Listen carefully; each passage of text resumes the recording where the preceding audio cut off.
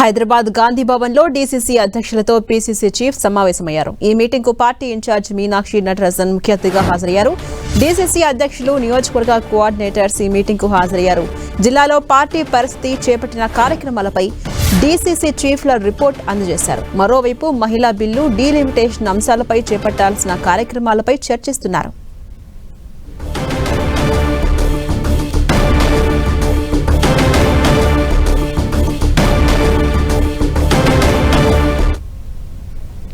తెలంగాణలో సెక్యులర్ ఓట్లు తొలగించేందుకు బీజేపీ కుట్ర చేస్తుందని పీసీసీ చీఫ్ మహేష్ కుమార్ గౌడ్ ఆరోపించారు.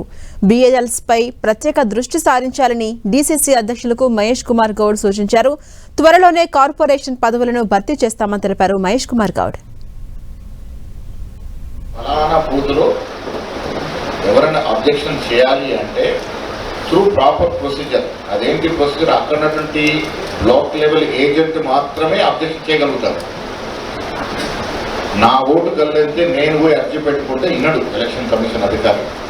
అక్కడ ఎవరైతే మనం బిఎల్ఏగా అపాయింట్ చేసి ఆథరైజ్ చేస్తామో వారు కంప్లైంట్ చేసి వారు దాని మీద అడిగితేనే వారు స్పందిస్తారు.